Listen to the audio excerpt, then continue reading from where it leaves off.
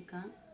పెళ్ళయి పెళ్ళైన 2016లో పెళ్ళయింది. పెళ్ళైన 3 సంవత్సరాలకి మా ఆయనకి యాక్సిడెంట్ అయింది రోడ్డు ప్రమాదంలో. కొడుకున్నాడు, చిన్నగున్నాడు. 8 సంవత్సరాలు ఇప్పుడు కొడుకున్నాడు. మాకు ఏదైనా ఆర్థిక సాయం చేయాలని కోరుకుంటున్నాము. ఎవరైనా సరే మాకు ఆర్థిక సాయం చేయాలని, చాలా ఇబ్బందుల్లో ఉన్నాం మేము. మాకు సాయం చేస్తారని అనుకుంటున్నాము.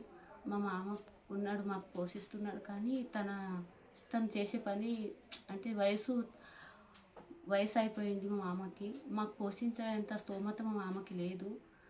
నాకంటూ ఏదైనా ఉంటే మా ఆయనకి నేను చూసుకుంటా, నా కొడుకు కూడా చూసుకుంటా. నాకు ఏదైనా హెల్ప్ చేయాలని ఆయన ఎప్పుడు బెడ్ పైనే పడుకొని ఉంటాడు, లేవడానికి రాదు. నేనే చేస్తూ ఉండాలి ఆయనకి పని అంతా. ఆయన అంతా మొత్తం నేనే చేసుకోవాలి. భోజనం కూడా నేనే తినిపించాలి. అన్నీ నేనే ఇంట్లో చేసుకుంటూ ఉంటే మాకు ఎవరు చూసుకుంటారు? నాకు పని ఏదైనా ఉండాలని, ఏ పని చేయడానికి, కూలి పని చేయడానికి కూడా నేను వెళ్ళలేను. ఇట్లా ఇంట్లోనే ఆయన చూసుకుంటా, ఇంట్లో ఏదైనా చూసుకోవాలని అనుకుంటున్నాను.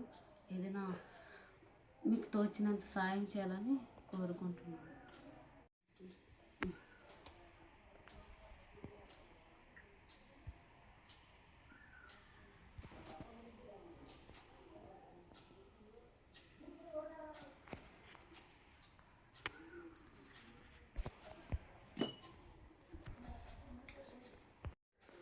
ఏదైనా నాన్నకుంటే ఏదైనా చిన్నదైనా సరే.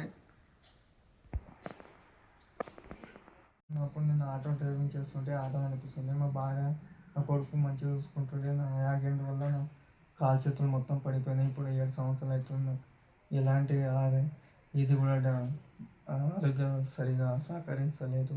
నాకు ఆర్థిక సాయం చేయాలని మనస్ఫూర్తిగా కోరుకుంటున్నాను. నాకు ఇప్పుడు తినడానికి కూడా ఘోరంగా పరిస్థితి ఇది అయిపోయింది. తినడానికి కూడా ఏదీ లేదు.